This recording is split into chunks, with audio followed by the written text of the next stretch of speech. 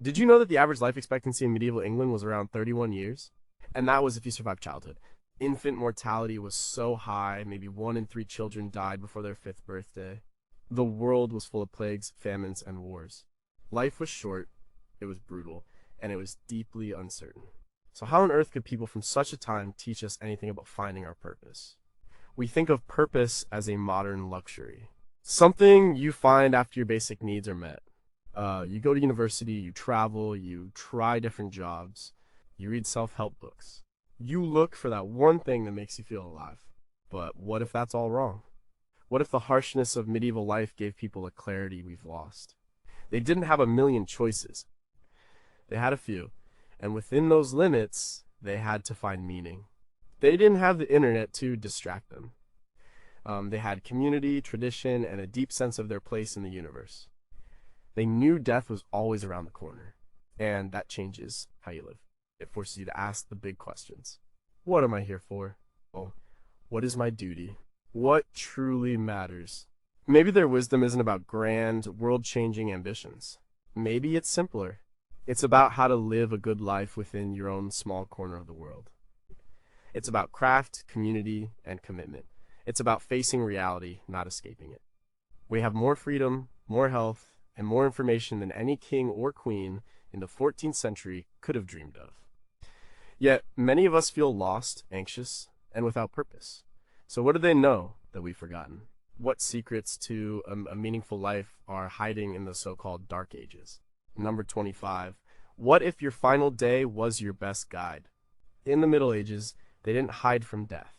They lived with it. A common practice among monks and scholars was memento mori. It's Latin for remember you will die. It wasn't about being gloomy or depressed.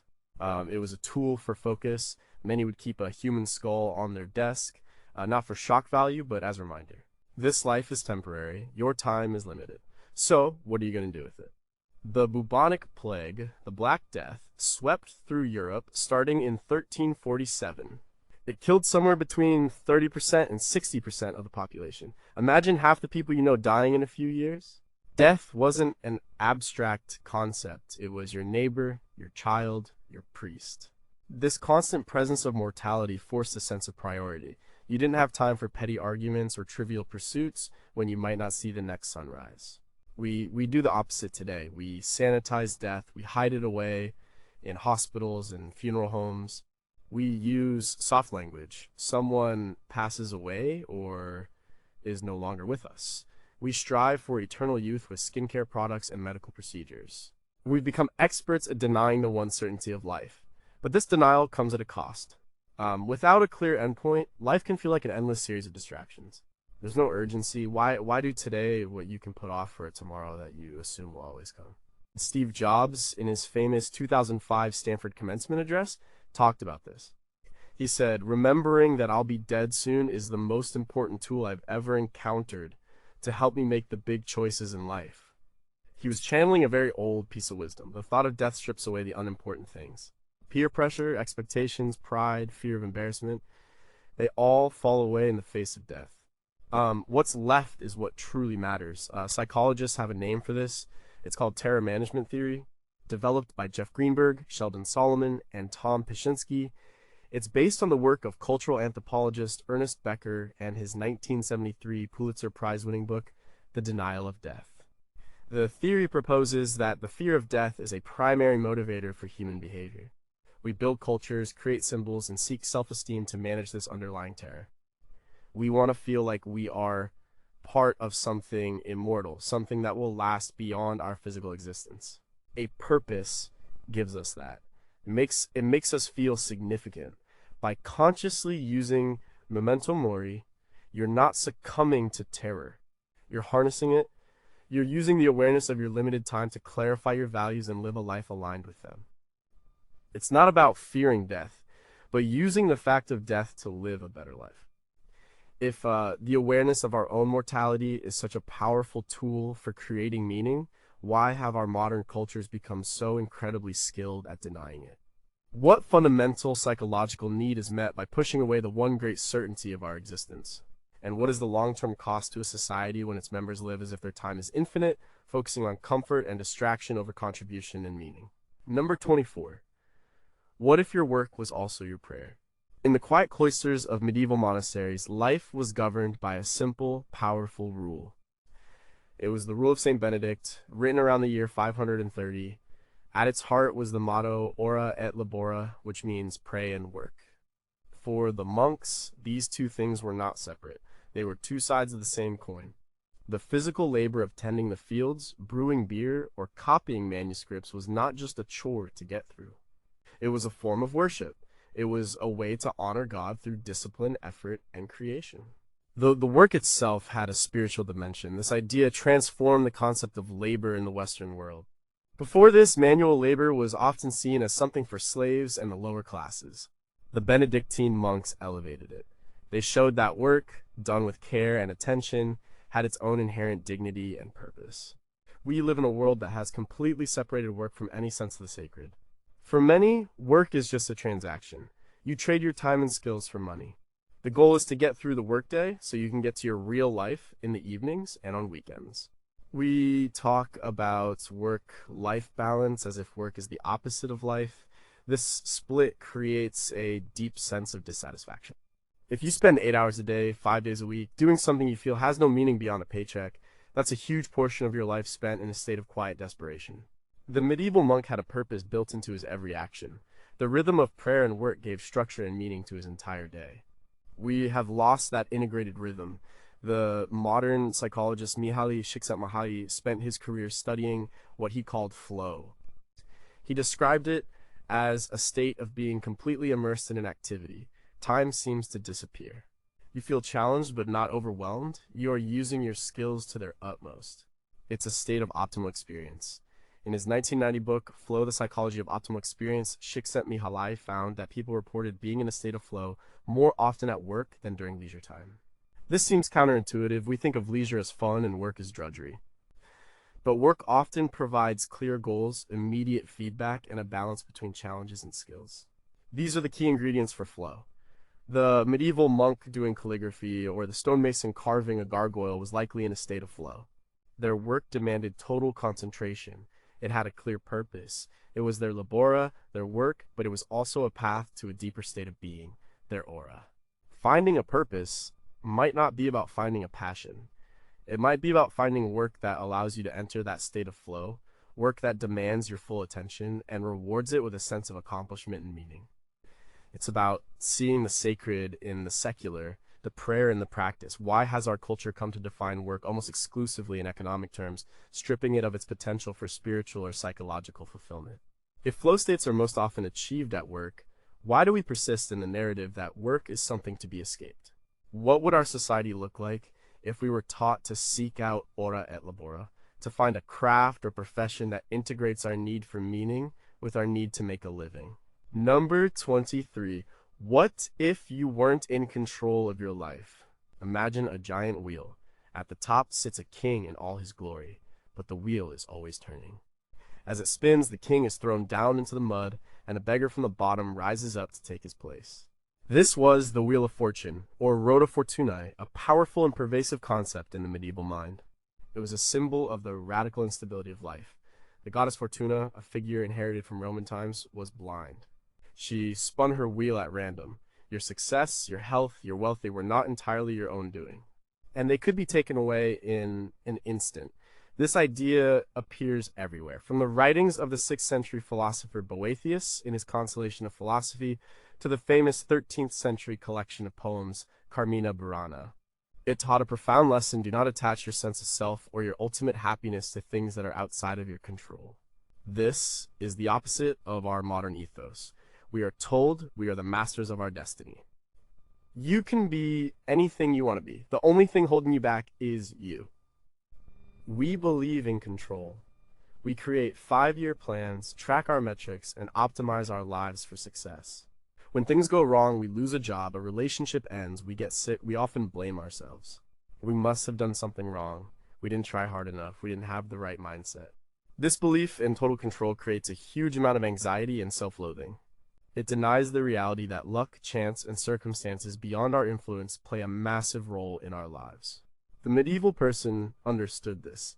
They knew that a bad harvest, a sudden illness, or a lord's whim could change everything. Their purpose couldn't be tied solely to achieving a certain status or level of wealth, because they knew Fortuna's wheel could turn at any moment. This medieval idea has a strong parallel in modern Stoic philosophy, which has seen a resurgence in recent years. The Stoics, like the ancient Greek philosopher Epictetus, taught the dichotomy of control. Some things are up to us, our thoughts, our judgments, our actions, and some things are not our health, our reputation, what other people do. The key to a good life, they argued, is to focus all your energy on what you can control and to accept what you cannot with grace. A 2017 study published in the Journal of Personality and Individual Differences found that people with a higher internal locus of control, the belief that they control their own fate, reported higher life satisfaction. But it's a double-edged sword. When that control is proven to be an illusion, the fall can be devastating.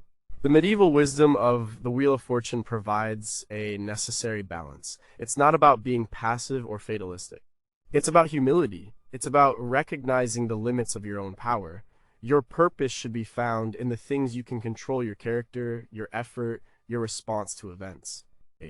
You can't control whether you stay at the top of the wheel, but you can control how you behave, whether you are at the top, the bottom, or somewhere in between. If we know that so much of life is determined by chance, why does our culture promote the myth of total self-determination so relentlessly?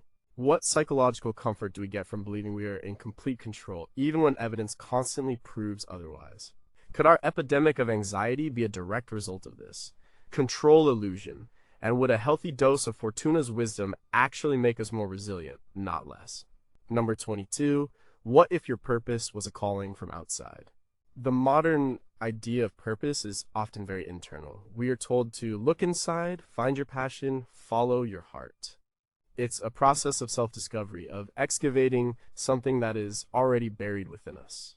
The medieval concept was different. It was a vocation. The word comes from the Latin vocatio, which means a calling. It implied that your purpose was not something you invented for yourself. It was a summons from something outside of you. For them, it was from God. Your life had a specific role to play in a much larger divine plan. A priest was called to the clergy. A knight was called to defend the weak. A farmer was called to work the land. This didn't mean you had no choice, but it framed the search for purpose differently. It wasn't about what do I want to do? It was about what am I being called to do? What role am I meant to fill? This shifts the focus from self-gratification to service. A calling is not just about what makes you happy.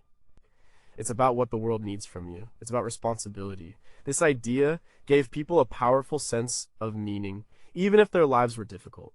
The stonemason carving a block of granite for a cathedral he would never see finished wasn't just doing a job.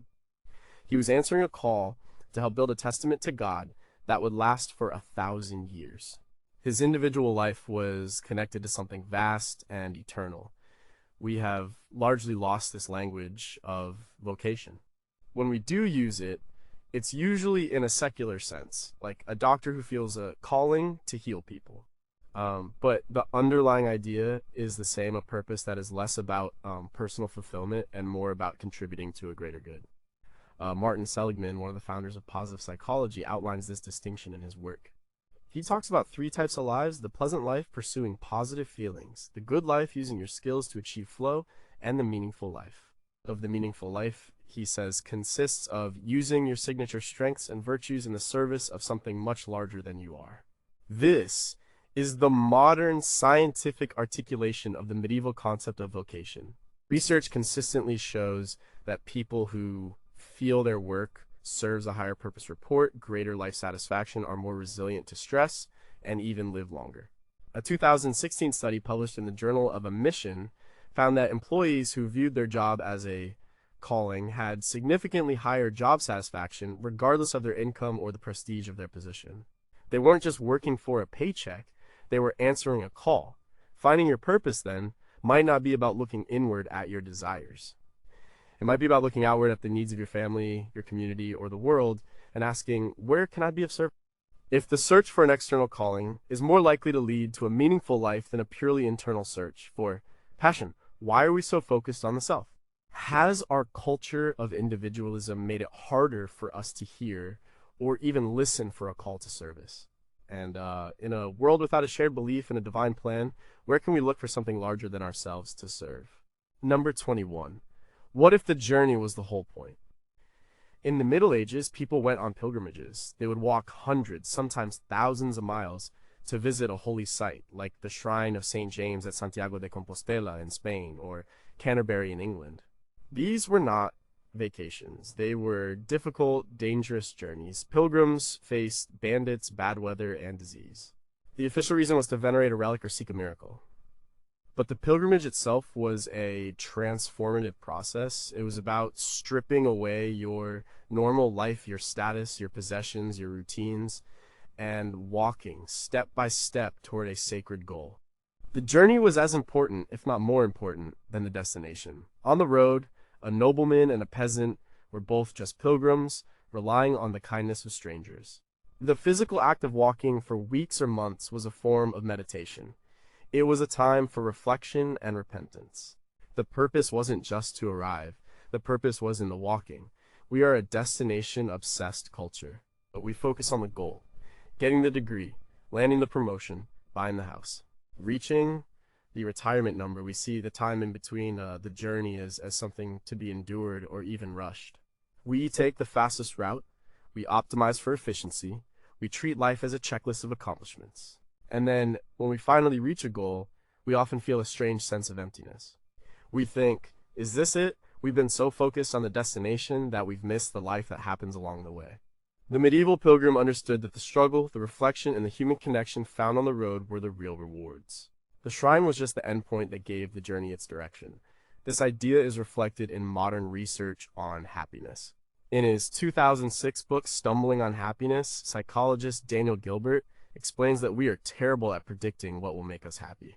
We miswant. We think a certain outcome, a new car, a bigger salary, will bring us lasting joy, but it rarely does. This is due to a phenomenon called hedonic adaptation. We quickly get used to new circumstances, and our happiness level returns to its baseline. What does bring lasting satisfaction, however, is the process of striving towards a meaningful goal. It's the engagement, the learning, the small wins, the overcoming of obstacles. It's the journey. A 2010 study by researchers at the University of California, Riverside showed that the pursuit of a goal, rather than its attainment, is a more reliable source of well-being. The purpose, then, is not a destination you arrive at one day. It's the path you choose to walk. It's the direction you're heading. It's about being a pilgrim in your own life. If we know that the process of striving is more fulfilling than the achievement of goals, why is our entire education and economic system built around celebrating destinations? What are we losing by constantly seeking shortcuts and optimizing for speed, effectively trying to eliminate the journey itself? Could it be that our feeling of purposelessness is a direct result of having too many destinations and not enough meaningful pilgrimages? Number 20, what if you couldn't do it alone? In a medieval town, if you were a carpenter, a weaver, or a stonemason, you belonged to a guild. The guild was more than just a union. It was your entire social and professional world. It set the standards for your craft. It trained apprentices. It took care of you if you got sick and looked after your family if you died. It organized festivals and religious processions. Your identity was deeply intertwined with this group. You weren't just John, the individual. You were John, a member of the worshipful company of Masons. Your purpose was not a solo quest.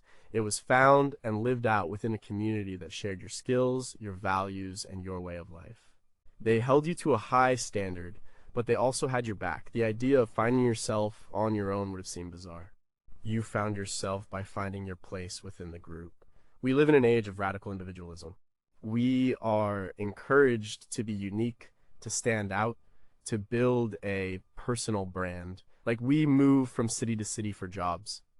We interact with people through screens. We value independence above almost everything else. But this has come at a huge cost, a steep decline in community. In his landmark 2000 book, Bowling Alone: The Collapse and Revival of American Community, political scientist Robert Putnam documented this trend. He showed how, over the last few decades of the 20th century, Americans have become increasingly disconnected from family, friends, neighbors, and social structures, and the very things that medieval guilds provided. We are bowling alone. This loneliness is not just sad, it's a crisis of meaning. We are social creatures. We are wired to live in tribes. A purpose that is not shared or recognized by a community can feel thin and self-indulgent.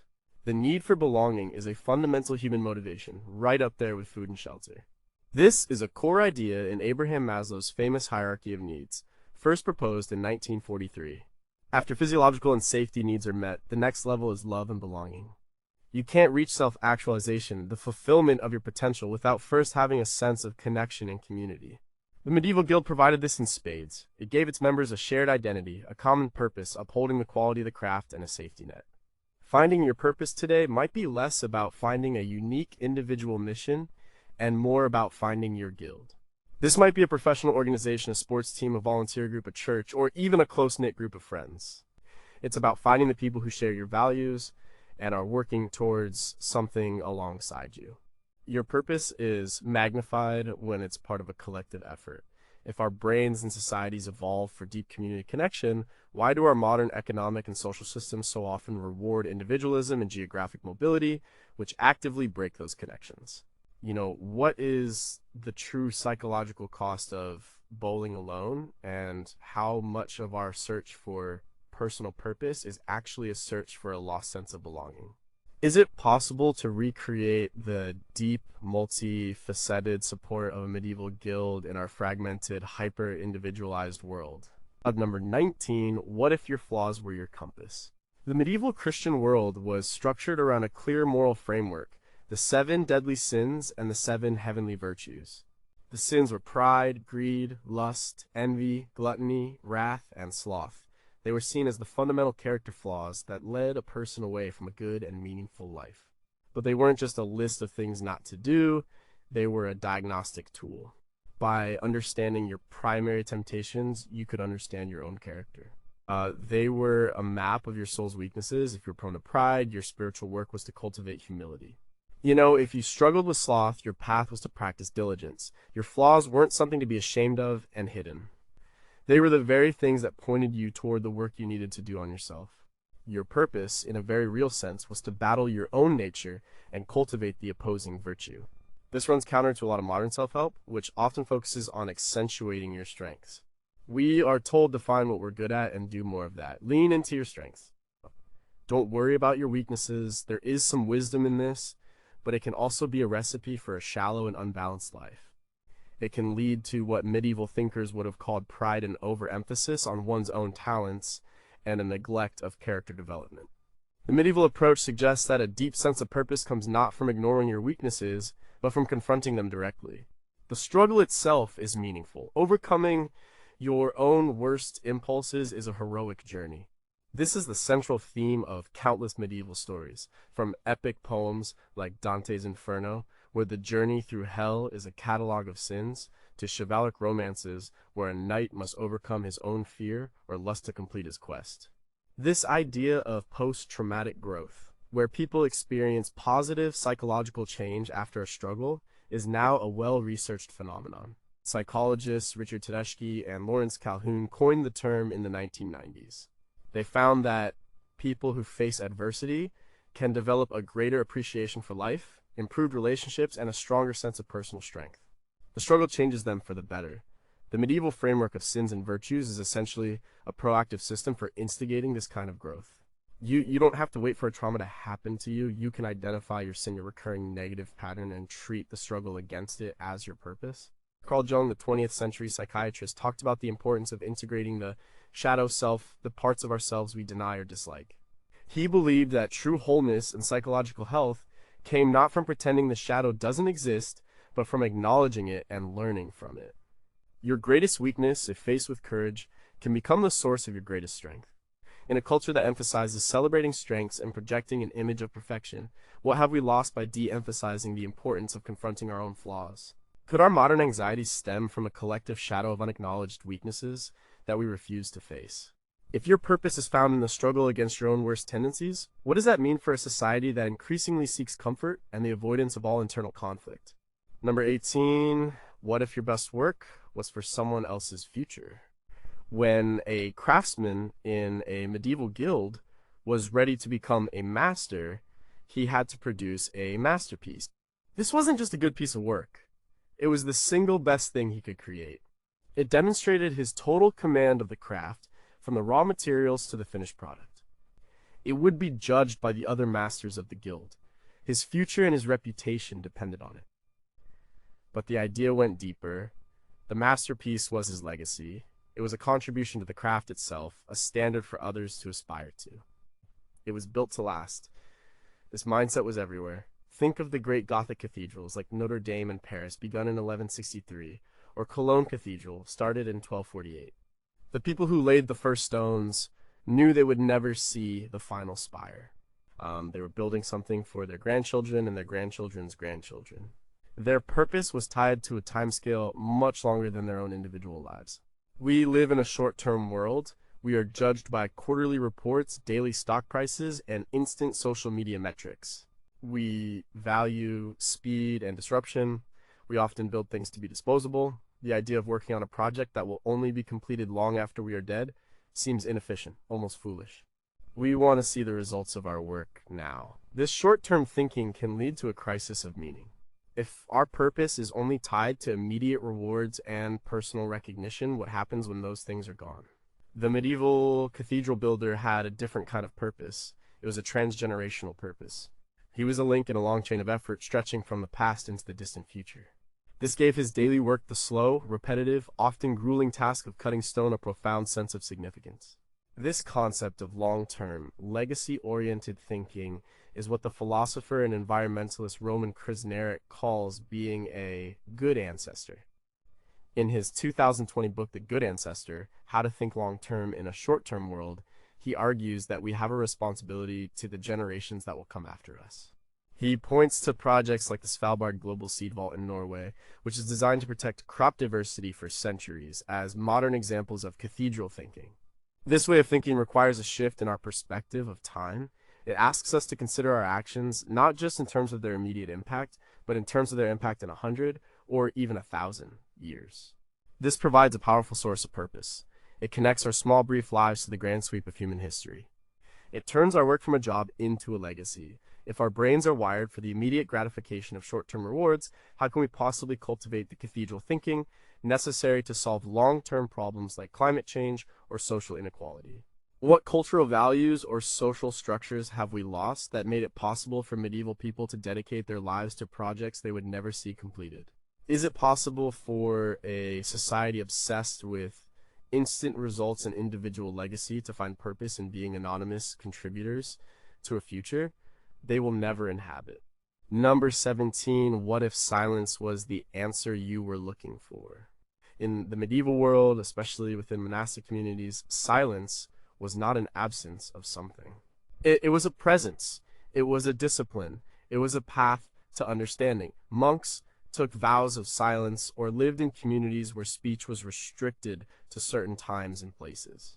This wasn't a punishment, it was a tool for turning one's attention inward and upward. The constant chatter of the outside world, and even the internal chatter of one's own thoughts, was seen as a distraction from what truly mattered. In the silence, you could begin to hear the still, small voice of God, or at the very least, you could begin to untangle the knots of your own mind. The 13th century philosopher Thomas Aquinas wrote extensively about the importance of contemplation, a state of quiet, prayerful thought that was impossible to achieve amidst noise and busyness. For them, silence was a necessary precondition for wisdom and purpose. We have declared a war on silence. We live in an environment of constant noise. From the moment we wake up, we are bombarded with notifications, emails, podcasts, music, and the 24-hour news cycle. We fill every spare moment with stimulation. We listen to a podcast while we cook. We scroll through social media while we wait in line. We watch TV while we eat. Being alone with our own thoughts can feel uncomfortable, even terrifying. We have become so accustomed to external input that the absence of it feels like a void. We are terrified of being bored, but what if that boredom, that silence, is exactly what we need? Like, what if the constant noise is preventing us from hearing the very thing we are trying to find? The scientific evidence for the benefits of silence is growing. A 2013 study on mice, published in the journal Brain, Structure, and Function, found that 2 hours of silence per day prompted cell development in the hippocampus, the brain region related to memory formation. Other studies have shown that silence can reduce stress by lowering cortisol and adrenaline levels.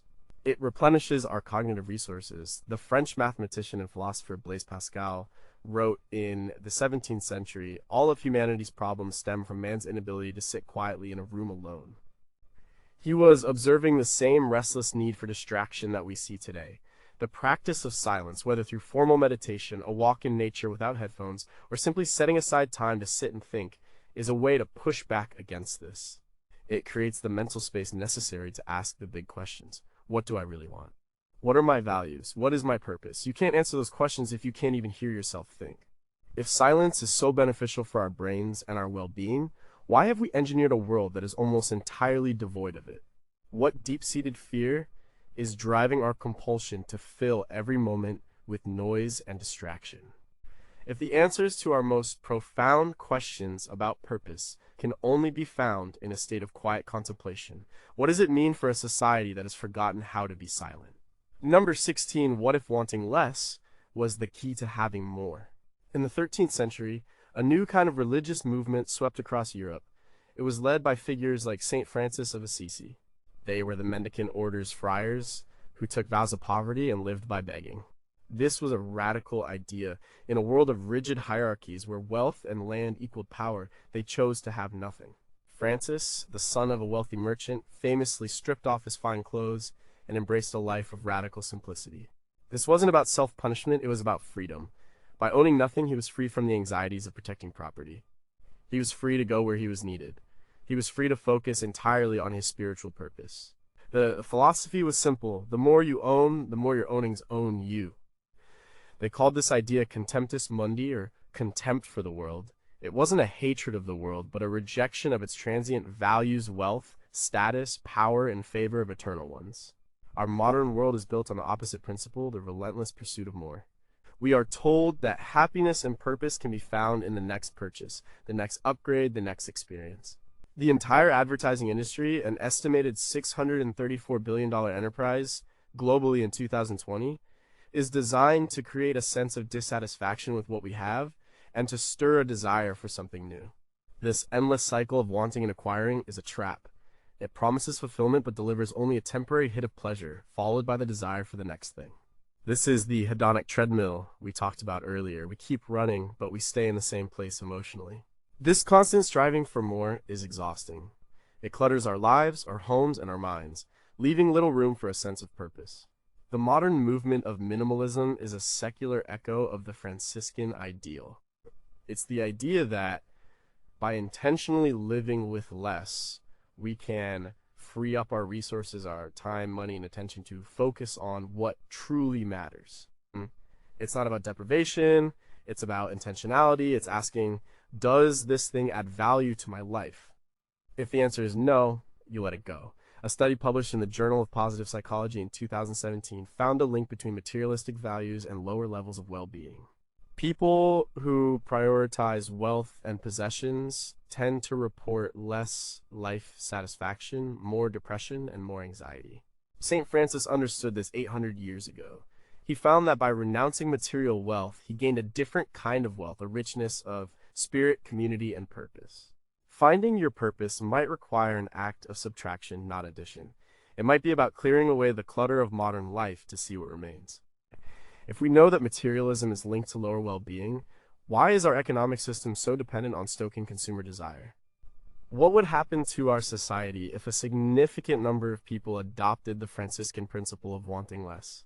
Is the modern search for purpose through acquisition and experience just a new, more sophisticated form of the very trap that the mendicant friars tried to escape? Number 15, what if you already knew your place? The medieval worldview was highly ordered. They conceived of the universe as a great chain of being. It was a hierarchy ordained by God that stretched from God himself down to the angels, humans, animals, plants, and finally to inanimate objects like stones. Everything had its place in this chain. Within human society, there was a similar structure. The king was at the top, followed by nobles, knights, clergy, merchants, and peasants. This might sound rigid and oppressive to us, and in many ways it was, but it also provided a powerful sense of place and purpose. You were born into a certain role. Your duty was to fulfill that role to the best of your ability. A peasant's purpose wasn't to become a king. It was to be a good peasant. A knight's purpose was to be a good knight. This provided a kind of psychological stability. You didn't have to invent your purpose from scratch. Your purpose was largely given to you by your place in the world. We live in a world of almost infinite choice. We have dismantled the old hierarchies. We are told we can be anything we want to be.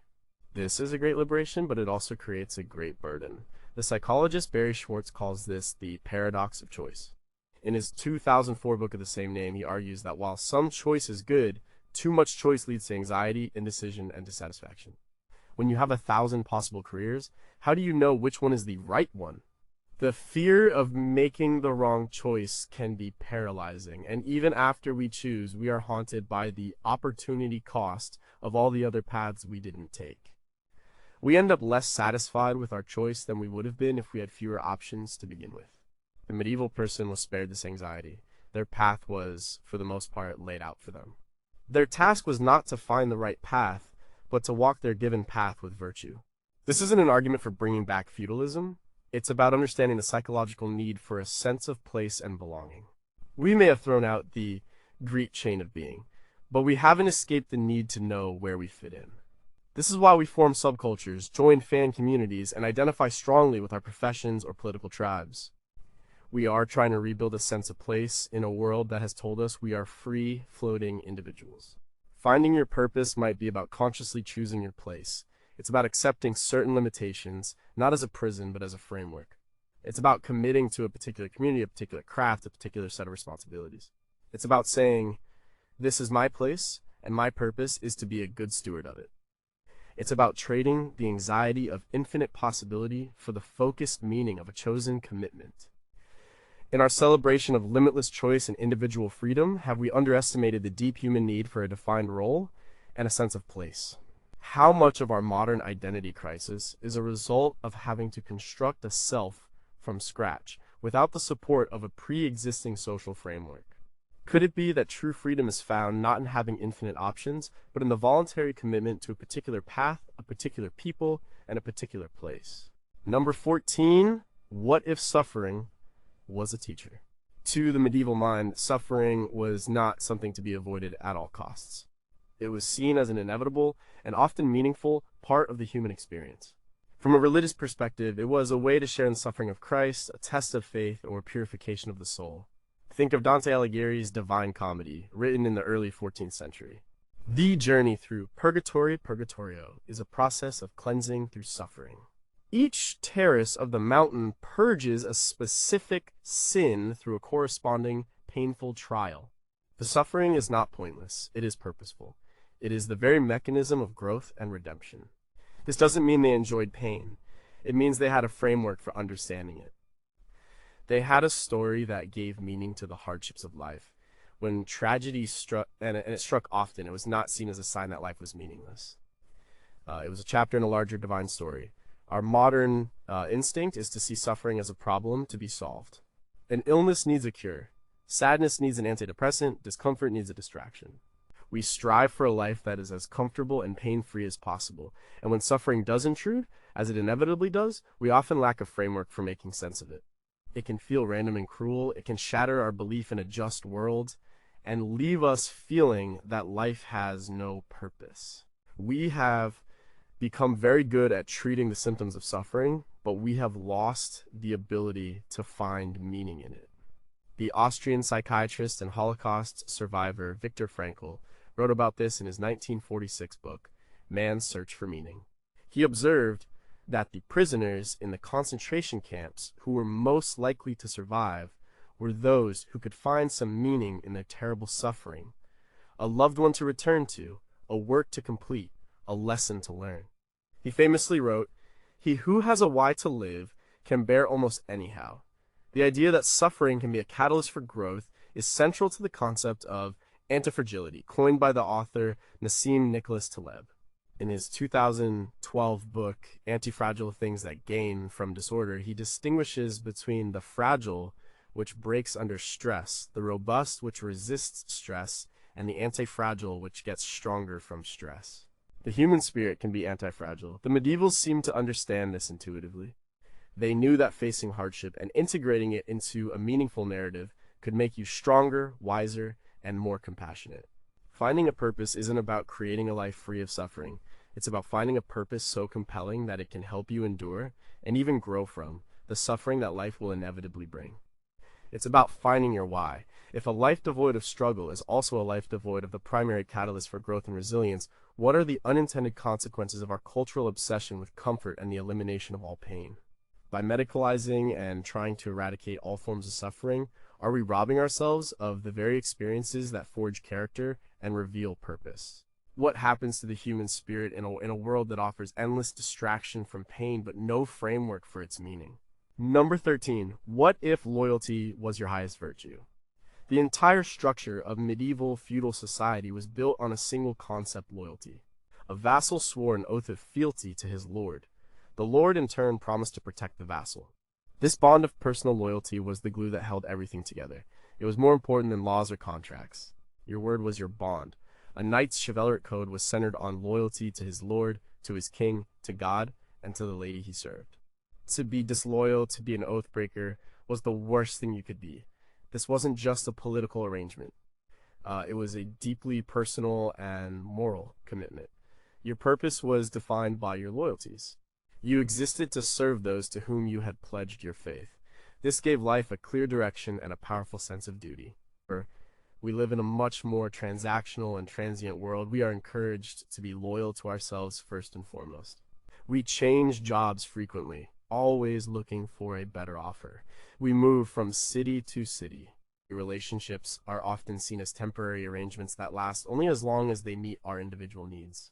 The idea of pledging lifelong fealty to a person, an institution, or even a place can seem archaic and confining. We value freedom and flexibility over commitment and loyalty, but this can lead to a shallow and rootless existence. If we are not loyal to anything beyond our own shifting desires, it's hard to build anything of lasting value. A life of purpose is almost always a life of deep loyalties. The philosopher Josiah Royce, writing in the early 20th century, argued that the key to a meaningful life was what he called loyalty to a cause. He believed that we find ourselves by giving ourselves away to something larger than our own self-interest. This cause could be a family, a community, a profession, or a set of principles. The important thing was the act of devotion itself. Loyalty, he argued, is the willing and practical and thoroughgoing devotion of a person to a cause. A 2011 study from the University of Rochester found that autonomous motivation, doing something because it aligns with your values and identity, is a far greater predictor of long-term well-being than controlled motivation, doing something for external rewards or to avoid guilt. Loyalty is the ultimate expression of autonomous motivation. It's a conscious choice to bind yourself to something you value. Finding your purpose, then, is not about finding what serves you. It's about finding something, a person, a place, a principle, a community that is worthy of your loyalty. What have we gained and what have we lost by replacing a culture of loyalty with a culture of contractual, short-term commitments? If a meaningful life requires devotion to something beyond the self, how can we cultivate a sense of loyalty in a world that constantly encourages us to keep our options open? Could it be that our crisis of purpose is really a crisis of loyalty, a collective unwillingness to commit to anything that might demand sacrifice? Number 12, what if ritual shaped your days? A medieval person's life was structured by ritual. The day was divided by the monastic hours of prayer, from matins before dawn to compline at night. The year was shaped by the liturgical calendar, with its cycle of feasts and fasts: Advent, Christmas, Lent, Easter, Pentecost. These were not just dates on a calendar, they were deeply meaningful rituals that connected daily life to a sacred story. There were also secular rituals, the ceremonies of a guild, the rites of passage into knighthood, the seasonal festivals tied to planting and harvest. These rituals provided rhythm, community, and a sense of shared purpose. They marked the passage of time and reminded people of what they collectively believed and valued. Your life wasn't a random series of events, it was a pattern dance, and everyone knew the steps. We have largely stripped our lives of ritual. We might have some personal routines or family traditions, but the grand society-wide rituals that once gave life its shape and meaning have faded. Time feels more linear and monotonous, a relentless succession of workdays punctuated by weekends. We lack shared ceremonies that mark transitions or affirm collective values. This can leave us feeling unmoored, as if we are floating through time without any landmarks. A sense of purpose is hard to sustain without practices that regularly reinforce it. Rituals are the way a community repeatedly tells itself what is important. They turn abstract values into embodied experiences. In 2018, our approach to competition and daily explore certain experiences have an extraordinary impact on us. They find that defining moments often contain elements of elevation, insight, pride, and connection. Rituals are powerful because they are designed to create these elements. A graduation ceremony, for example, is a ritual full of elevation and pride that marks a transition. Even small personal rituals can be powerful. A 2013 study published in Psychological Science showed that enacting a small ritual before an activity, like eating a piece of food in a specific way, can actually make the experience more enjoyable. If rituals focus our attention, they signal that what we're about to do is important. If you want to find and sustain a purpose, you may need to build rituals around it. This could be a daily journaling practice to reflect on your values, a weekly meeting with a group that shares your goals, or an annual pilgrimage to a place that inspires you. Rituals make your purpose real and tangible, day after day. As we have moved away from traditional religious and civic rituals, what have we replaced them with, if anything? Could the obsessive rituals of some sports fans or the curated routines of online influencers be a desperate attempt to fill a void left by the absence of more meaningful, shared ceremonies? If purpose is a story we tell ourselves about our lives, are rituals the actions that make us believe our own story? Number 11. What if mastery took a lifetime? In the medieval guild system, you didn't become a master overnight. You started as an apprentice, usually as a young boy. You would live with a master craftsman, doing menial tasks and learning the very basics of the trade. This could last for 7 years or more. Then you might become a journeyman, traveling from town to town, working for different masters, and honing your skills. Only after many years of dedicated practice and the creation of a masterpiece could you earn the title of master. The entire system was built on the idea that true skill takes a long time to develop. There were no shortcuts. Mastery was a slow, patient, and often arduous process. The purpose was not just to learn a job, but to become a master of a craft. This was a lifelong commitment. We live in a culture of the life hack. We want to learn a language in 3 months, get rich quick with a new investment scheme, or become an expert after reading a few blog posts. We are impatient. We celebrate youthful prodigies and overnight successes. The idea of a slow, multi-decade apprenticeship can seem like a waste of time. But this obsession with speed and instant results can be a barrier to finding a deep and lasting purpose. A purpose that can be achieved quickly is often not a very satisfying one. The deepest meaning is often found in the long, slow pursuit of something difficult. It's in the struggle, the incremental progress, the dedication to a craft over a lifetime. This is where true mastery lies, and with it, a profound sense of accomplishment and identity. The writer George Leonard, in his 1992 book, Mastery: The Keys to Long-Term Success and Fulfillment, talks about the importance of loving the plateau. He says that in any long-term pursuit, most of our time is spent on a plateau, where it feels like we aren't making much progress. The hawker gets frustrated and quits. The master learns to love the practice itself. They find joy in the daily discipline, even when the results aren't obvious. This is the path of the medieval apprentice. Malcolm Gladwell, in his book Outliers, popularized the 10,000-hour rule, the idea that it takes about 10,000 hours of deliberate practice to achieve world-class expertise in any field. While the exact number is debated by scientists, the underlying principle holds true expertise requires a massive investment of time. Finding your purpose might mean choosing a craft, whether it's coding, cooking, teaching, or gardening, and committing to the long, slow path of mastery. It's about falling in love with the practice, not just the prize. What has our cultural obsession with speed and hacks cost us in terms of deep skill and lasting fulfillment? If true mastery requires a long apprenticeship and a love for the plateau, How can this be reconciled with an economic system that demands constant, rapid, and measurable results? Have we forgotten that the most meaningful pursuits are often the ones that require a lifetime of dedication? Number 10. What if laziness was a serious danger? We think of sloth or laziness as a minor failing. It's about procrastination, about spending a Sunday on the couch watching TV. But for medieval thinkers, it was far more serious. They called it acedia, and it was one of the seven deadly sins. Acedia wasn't just physical laziness, it was a spiritual and emotional state.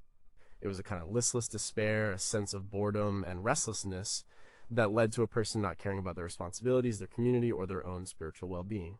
The 4th century monk Evagrius Ponticus called it the noonday demon that would attack monks in the middle of their day, filling them with a disgust with his cell and his life itself. It was a radical loss of purpose. Acedia was dangerous because it was the opposite of love and care. It was the state of not caring about anything at all. The cure for it was not just to get busy, but to recommit to a life of prayer and work, to re-engage with your purpose. This medieval concept of acedia sounds remarkably like some of the psychological states we struggle with today. We might call it burnout, depression, or kind of existential dread. It's that feeling of, what's the point? It's the endless, aimless scrolling through social media feeds, not for pleasure, but to fill a void. It's the feeling of being overwhelmed by options, but having no motivation to pursue any of them. We often treat these states with self-care platitudes or productivity systems, but the medievals saw it as a spiritual crisis. It was a failure to direct your will towards what is good and meaningful. It was a disconnection from your purpose. The fight against acedia was a central part of monastic discipline. The rigid schedule of ora et labora, pray and work, was, in part, a practical strategy for keeping the noonday demon at bay. By having a clear structure and a constant sense of duty, there was less room for listlessness to take hold. Modern psychology supports this. Studies on unemployment have consistently shown that losing a job affects not just a person's finances, but their mental health. The loss of a daily routine, a sense of purpose, and a social connection can be devastating. This is acedia in a modern context. Finding a purpose, then, is a powerful antidote to this state. A clear purpose provides what psychologists call goal-directed behavior. It gives you a reason to get out of bed in the morning. It organizes your actions and focuses your mind. It is the opposite of the apathy and despair of acedia. Have we trivialized the concept of sloth, turning a deep spiritual danger into a minor productivity problem? Could the modern epidemics of burnout, anxiety, and depression be understood as a society-wide manifestation of acedia, a collective loss of a shared sense of purpose and meaning? If the medieval cure was a recommitment to a structured life of work and prayer, what would a modern, secular equivalent look like? Number 9, what if everything meant something else? The medieval person lived in an enchanted world, a world of symbols. A lion wasn't just an animal, it was a symbol of Christ or the sin of pride. A pelican wasn't just a bird, it was a symbol of self-sacrifice because it was believed to pierce its own breast to feed its young with its blood. This was an allegorical worldview. They believed that the physical world was like a book written by God full of signs and symbols that pointed to deeper spiritual truths. The world was not a random collection of objects. It was a web of meaning. This way of seeing the world is beautifully illustrated in the design of a Gothic cathedral. Every element, the height of the nave, the orientation toward the east, the figures in the stained glass windows was carefully chosen to tell a story and convey a theological meaning.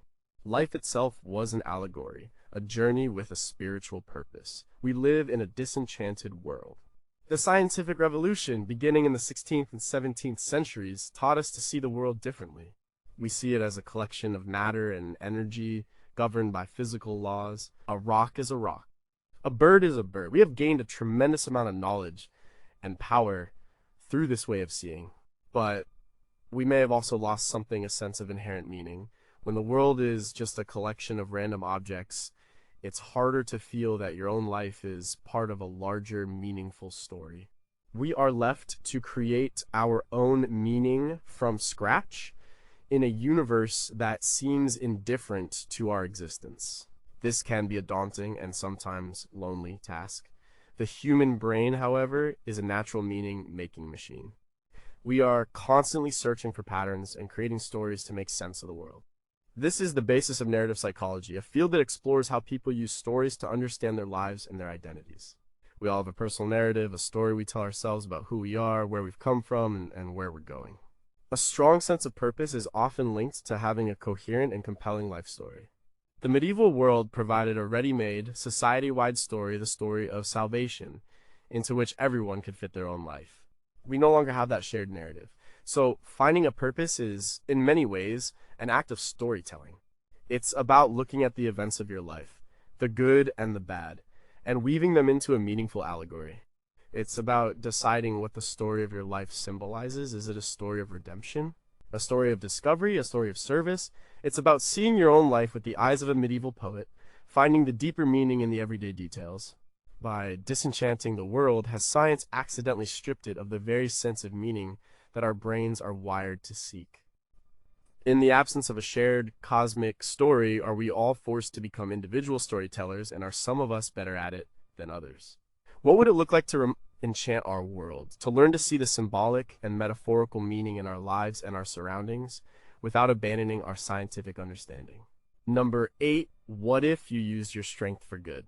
The ideal of the medieval knight was captured in the code of chivalry. Chivalry was a set of moral and social rules for the warrior class.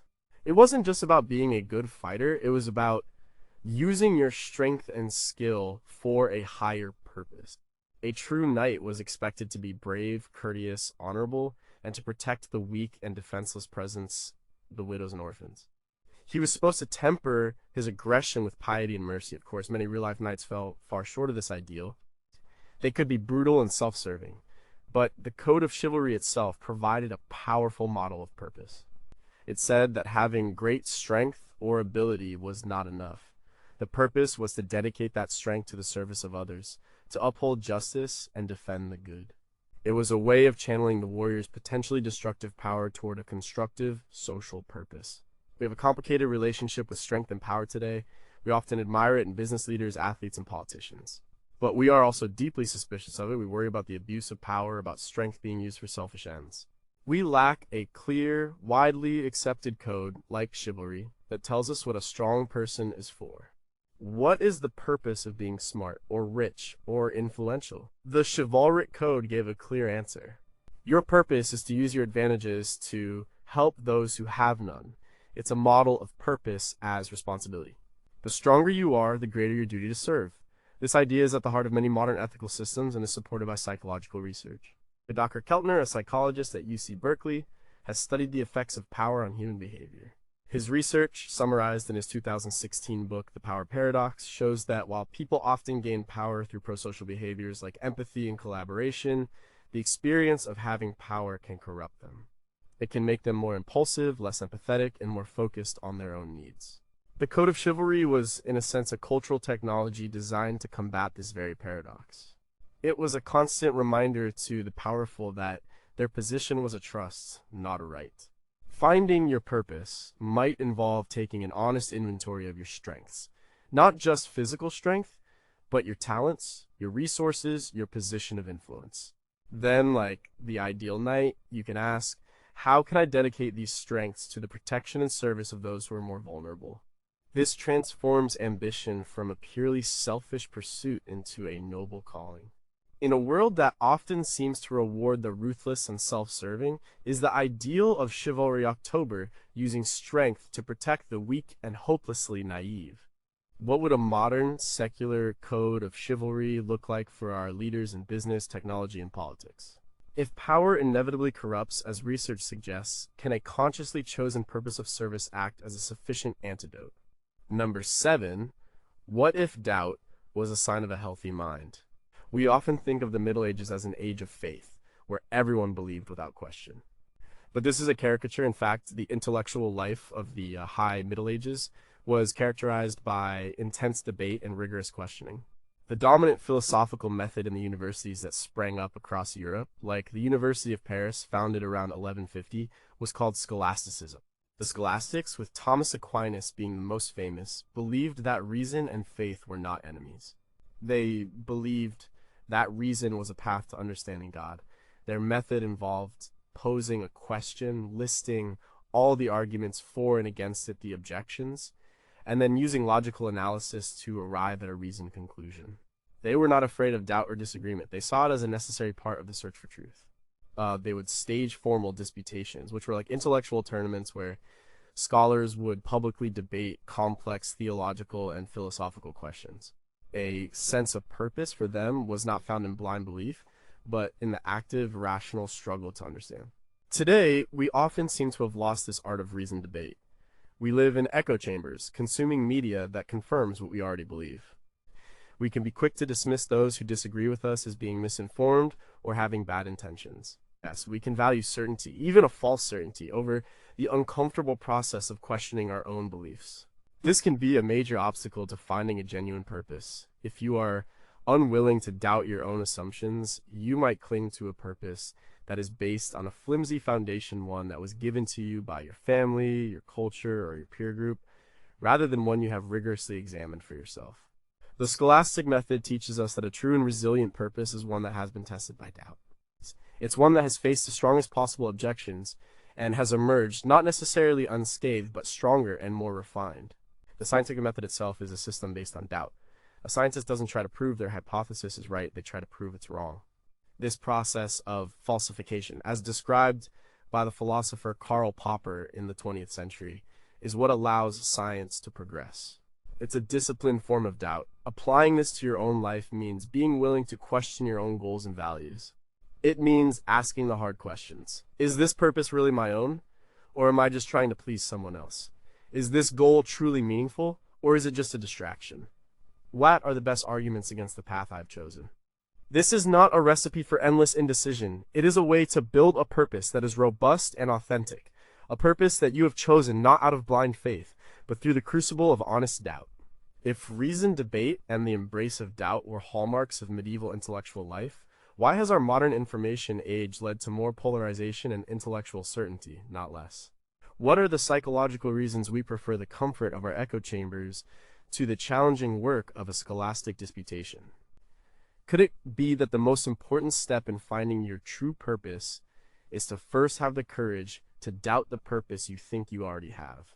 Number 6, what if humility was a superpower? In the medieval Christian framework, pride was the deadliest of the 7 sins. It was considered the root of all evil, the sin that caused Lucifer's fall from heaven. The corresponding virtue and the foundation of all other virtues was humility. Humility wasn't about having a low self-esteem or thinking you were worthless. It was about having an accurate assessment of yourself. It was about understanding your place in the grand scheme of things, recognizing your flaws, acknowledging your dependence on others, and attributing your talents and successes to a higher source for them, God. Saint Benedict, in his 6th century rule, laid out 12 steps of humility for his monks. These steps included things like obeying one's superiors, confessing one's faults, and being content with the lowest and most menial tasks. For them, humility was not a sign of weakness. It was the essential starting point for any meaningful spiritual life. You couldn't grow if you thought you were already perfect. Our culture often sends the opposite message. We are encouraged to promote ourselves, to build a personal brand, to project confidence at all times. Social media is a showcase for our successes and our best moments. We are told to fake it till you make it. Humility can look like a disadvantage in a world that rewards self-promotion. But this constant pressure to appear perfect and successful can be a huge source of anxiety. It can also be a major barrier to finding an authentic purpose. If you are focused on maintaining an image of success, you might be afraid to try something new and risk failure. You might be unwilling to take on a role that seems beneath you, even if it could be a source of great meaning. You might be unable to ask for help or learn from others, because that would require admitting you don't have all the answers. Pride locks you into a performance. Humility sets you free to learn and grow. Recent research in psychology has started to validate this ancient wisdom. Studies have shown that humble people tend to have stronger social relationships, are more helpful and generous, and are better leaders. A 2012 study in the Academy of Management Journal found that humble CEOs were more likely to have better performing management teams and more effective companies. Humility allows a leader to listen to feedback, learn from mistakes, and empower their subordinates. It is a form of strength.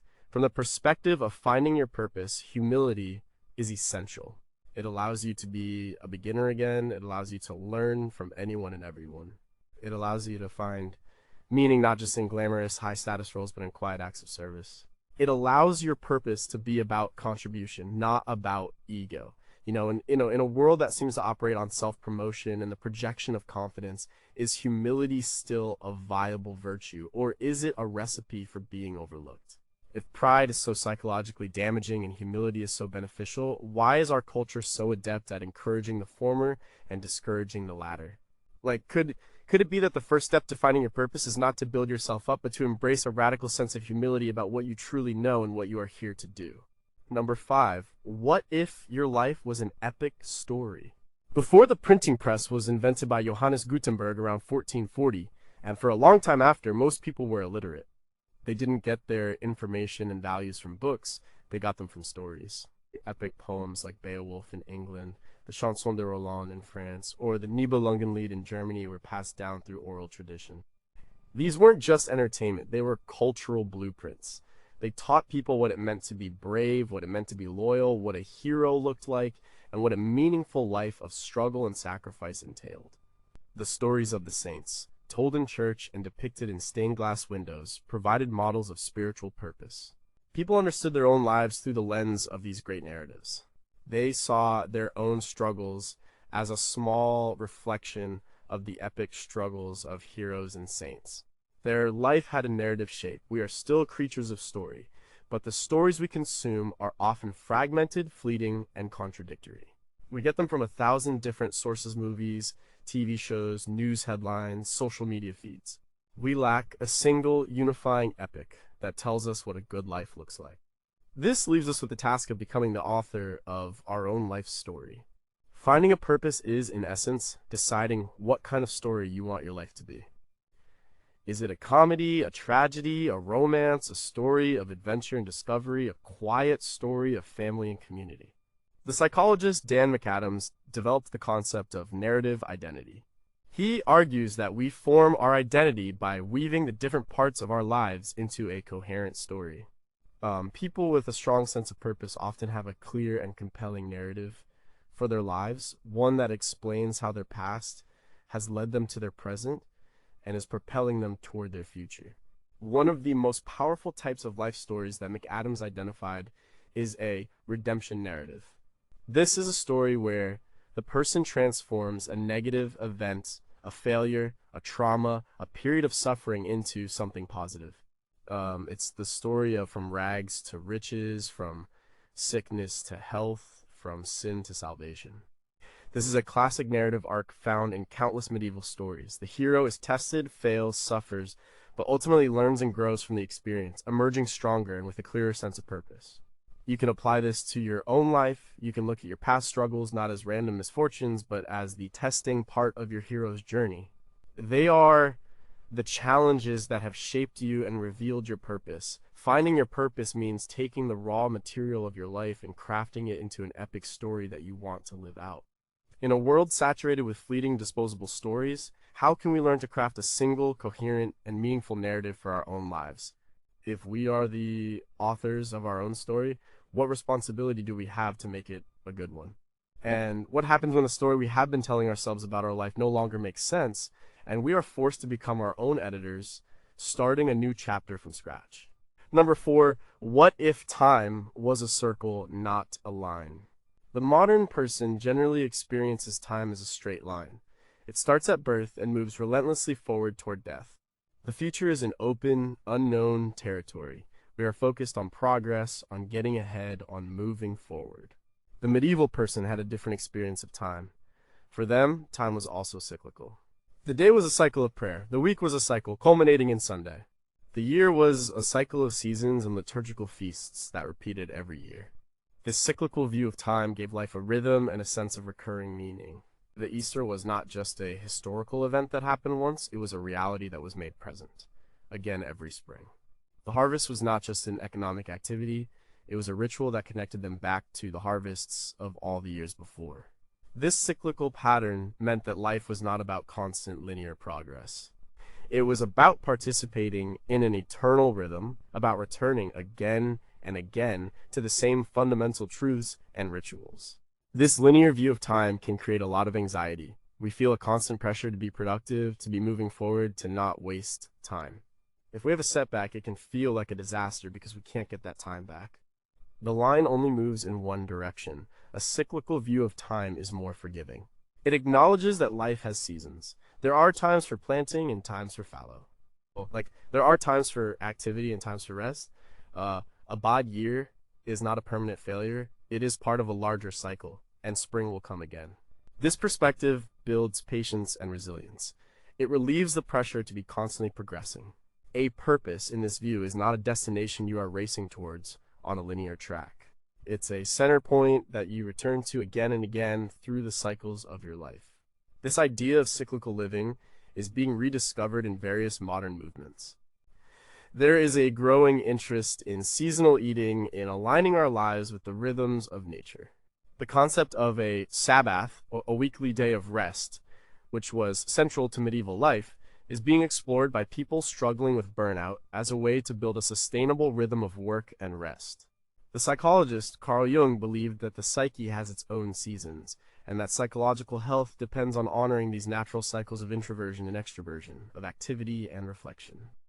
Finding your purpose might be less about creating a linear 5-year plan and more about understanding your own personal seasons. It's about asking, what does this season of my life require of me? And trusting that the cycles of your life will continue to bring new opportunities for growth and renewal.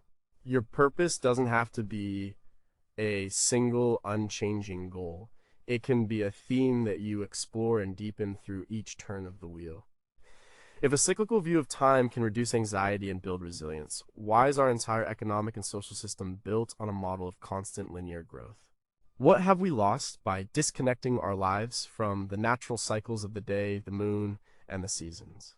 Could it be that the feeling of running out of time is a symptom of our linear perspective, and that a cyclical view would allow us to feel that we have all the time in the world? Number 3, what if patience was your greatest tool? When the cornerstone of Cologne Cathedral was laid in 1248, the builders who started the project knew they were beginning a multi-generational effort. They were right. The cathedral was not officially completed until 1880, more than 600 years later. This is cathedral thinking. It is a mindset of extreme patience. The medieval craftsman or stonemason had to be patient. Their work was slow and meticulous. They were working with hand tools, not power tools. They were not trying to build something as fast as possible. They were trying to build something as well as possible, something that would last for centuries. Patience was not just a virtue, it was a practical necessity. The entire culture operated on a slower timescale. News traveled at the speed of a horse. Seasons, not minutes, dictated the rhythm of life. A sense of purpose was not expected to be found and fulfilled in a few years. It was a lifelong, and sometimes multi-generational endeavor. We live in the age of impatience. We expect instant delivery, instant communication, and instant gratification. While technology has conditioned us to expect immediate results for everything, this on-demand culture has reshaped our expectations for our own lives. We can become impatient with ourselves if we don't find our purpose quickly. We can get frustrated with the slow process of learning a new skill or building a meaningful career. We might abandon a path, not because it's the wrong path, but simply because it's not delivering results fast enough. This impatience is the enemy of deep, meaningful work. The most worthwhile goals, raising a family, mastering a craft, building a community, achieving wisdom, all require a massive amount of patience. They are cathedrals, not tents. The concept of deliberate practice, identified by psychologist Anders Ericsson as the key to expert performance, is fundamentally about patience. It involves sustained, focused effort on things you are not yet good at. It is often slow, frustrating, and not immediately rewarding. It requires the patience to show up day after day, to do the work, and to trust the process. The author Angela Duckworth, in her 2016 book, Grit: The Power of Passion and Perseverance, argues that grit, the tendency to sustain interest in and effort toward long-term goals, is a better predictor of success than talent. Grit is essentially another word for patience in action. Finding your purpose is only the first step. The much harder part is having the patience, the grit, to stick with that purpose through the long, slow, and often unrewarding middle part of the journey. It's about learning to be a cathedral builder in a world that wants to build everything in a day. If the most meaningful goals in life require immense patience, how can we cultivate this virtue in a culture that is actively training us for impatience? What are the psychological effects of the constant mismatch between our expectation of instant results and the reality of a world where most things of value take a very long time? Is it possible that our frantic search for a quick purpose is the very thing preventing us from committing to the slow, patient work that would actually give our lives meaning? Number two, what if you were not the center of the universe? The medieval person had no doubt that they were not the center of the universe. As God was the center of the universe, the entire purpose of human life was to know, love, and serve God. The individual's needs, desires, and ambitions were secondary to this great, overarching purpose. This was a theocentric, God-centered worldview, not an anthropocentric, human-centered one. This is reflected in their art. In medieval paintings, human figures were often sized according to their spiritual importance, not according to realistic perspective. A Christ or the Virgin Mary would be depicted as much larger than the ordinary people around them. This was a visual representation of their belief system. The individual was a small but meaningful part of a vast divine drama. This perspective gave them a sense of humility and a clear, externally defined purpose. Since the Renaissance and the Enlightenment, we have gradually shifted to a human-centered worldview. We have, in a sense, placed humanity at the center of the universe, and within that we have placed the individual self at the center of their own world. The modern search for purpose is often a search for self-fulfillment, self-actualization, and personal happiness. It's about my passion, my dreams, my legacy. There is nothing inherently wrong with this, but it can create a fragile and self-absorbed sense of purpose. If your purpose is all about you, it can collapse under the weight of your own failures or disappointments. It can also lead to a sense of isolation, a feeling that you are on this journey alone. The writer David Foster Wallace talked about this in his famous 2005 commencement speech, "This is Water." He argued that our default setting is to experience the world as if we are the absolute center of it. Everyone else is just in our way, but he said we have a choice. We can choose to adjust this default setting. We can choose to see the world from other people's perspectives. We can choose to worship something other than ourselves, whether it's a god, a set of ethical principles, or a commitment to a community. He argued that a life of true freedom and meaning comes from this act of decentering the self. This is a profound echo of the medieval worldview. A study published in the Journal of Personality and Social Psychology in 2014 found that experiencing a sense of awe, the feeling of being in the presence of something vast that transcends your own understanding, can lead to an increase in generosity and ethical behavior. Awe literally makes you feel smaller and more connected to something larger than yourself. Finding a purpose might be the act of finding something so awe-inspiring, so much bigger and more important than you are, that you are happy to dedicate your life to it. Have we, in dethroning God, accidentally enthroned the self, creating a culture of anxious individuals trying to be the center of their own lonely universes?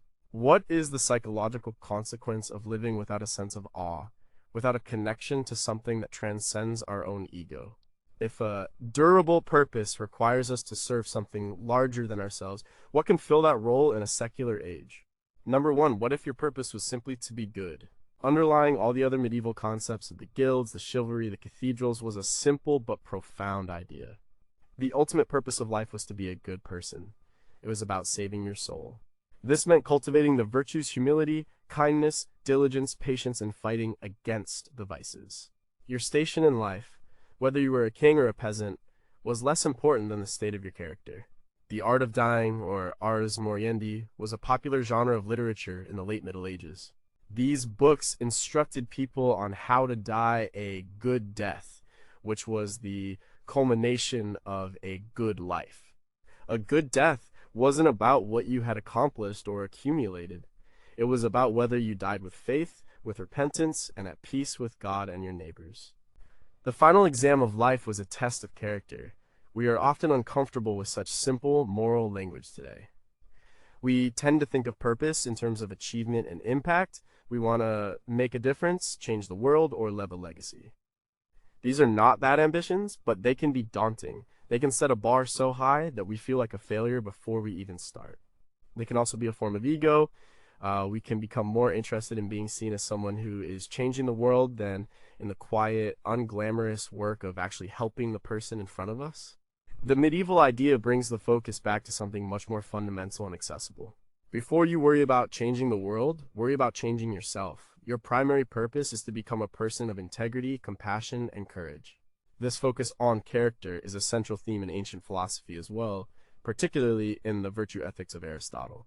For Aristotle, the goal of life, or eudaimonia, was not about feeling happy, but about flourishing as a human being. And you did that by cultivating the virtues. A good life was the result of a good character. Modern psychology is slowly returning to this idea. Martin Seligman's work on positive psychology identifies 24 character strengths, like kindness, bravery, and wisdom, that are universally valued across cultures and are the building blocks of a fulfilling life. The focus is not on what you do, but on who you are. This is an incredibly empowering idea. It means that everyone, regardless of their job, their wealth, or their talents, has access to the ultimate purpose. Anyone can choose to be a little kinder, a little more patient, a little more honest today. Your purpose is not something out there that you have to find. It is something in here that you have to build, one small, virtuous choice at a time. In our quest for a grand, world-changing purpose, have we overlooked the simple, profound purpose of becoming a good person? What would change if our education system focused as much on building character as it does on building skills and knowledge? If, on your deathbed, the only thing that truly mattered was the quality of your character, what choices would you start making differently today?